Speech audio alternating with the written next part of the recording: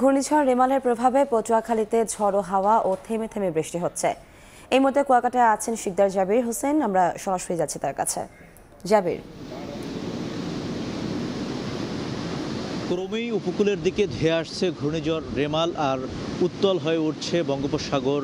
ফুঁসে ওঠা বঙ্গোপসাগরের যে তাণ্ডব, সেটি আসলে কুয়াকাটাতে দাঁড়িয়ে আমরা অনুভব করতে পারছি। বড় বড় ঢেউ আছড়ে পড়ছে সৈকতে, সেই সঙ্গে বৃষ্টি হচ্ছে গুড়ি গুড়ি, আর ঝড়ো হাওয়া হচ্ছে মাঝে মধ্যেই, অর্থাৎ 10 থেকে 15 মিনিট পরপর ঝড়ো হাওয়া হচ্ছে, বৃষ্টি হচ্ছে।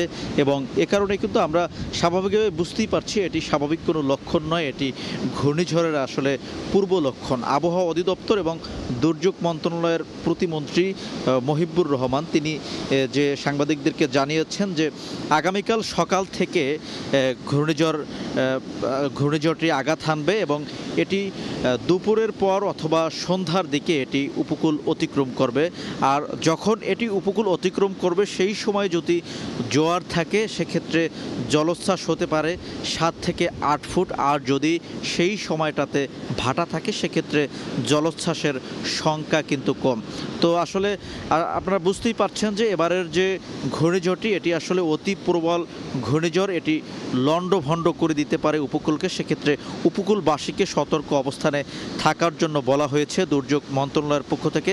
এ কারণে জেলা প্রশাসনের পক্ষ থেকে বিভিন্নভাবে সচেতনতা প্রোগ্রাম করা হচ্ছে এবং স্বেচ্ছাসেবীদেরকে মাঠে নামিয়ে দেওয়া হয়েছে। তারা বিভিন্নভাবে মাইকিং করছেন এবং আশ্রয় কেন্দ্রগুলো খুলে দেওয়ার জন্য নির্দেশনা দেওয়া হয়েছে। ইতিমধ্যে পটুয়াখালী জেলার মধ্যে যে আশ্রয় কেন্দ্রগুলো রয়েছে, সাইক্লোন শেল্টার রয়েছে, সেগুলোকে খুলে দেওয়া হয়েছে। তবে একটি বিষয় আপনাদের আমি অবগত করি, সেটি হচ্ছে পটুয়াখালীর উপকূলের মানুষ আসলে অনেকটা সাহসী, যেহেতু সাগর নদীবেষ্টিত এলাকা, এখানকার মানুষ দীর্ঘদিন ঘূর্ণিঝড় অভ্যস্ত হওয়ার কারণে অনেকটা সাহসী। তারা আসলে ঘূর্ণিঝড় বা জলোচ্ছ্বাস একেবারে নিকটে না আসলে তারা আশ্রয় কেন্দ্র মুখী হয় না। তো সে কারণে স্বেচ্ছাসেবীরা মাইকিং করেও কিন্তু আশ্রয় কেন্দ্র এখনও নিতে পারেনি।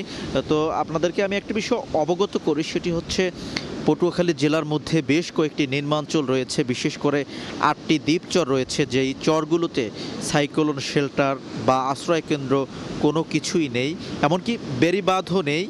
বন্যা নিয়ন্ত্রণ বাঁধ সেখানে না থাকায় কোনো ঘূর্ণিঝড় বা জলোচ্ছ্বাস হলে শুরুতেই তারা কিন্তু আক্রান্ত হয়ে থাকেন। তো সেই দ্বীপচরগুলোতে আমরা খোঁজ নিয়েছি, সেখানকার মানুষ এই মুহূর্তে আতঙ্কে রয়েছেন। বিশেষ করে আজ রাত কিন্তু তাদের নির্ঘুম কাটবে এবং আগামী দিনেও তারা কিন্তু আতঙ্কে রয়েছেন। এছাড়াও বেড়িবাঁধের বাইরের যে বসতিগুলো রয়েছে, বিধ্বস্ত বেড়িবাঁধ পাড়ের যে মানুষরা রয়েছে, তারাও চরমভাবে আতঙ্কে রয়েছেন, তাদের রাতও কিন্তু নির্ঘুম কাটছে। তো পটুয়াখালীর উপকূল থেকে এতটুকুই ছিল আমার কাছে আবহাওয়ার সবশেষ তথ্য।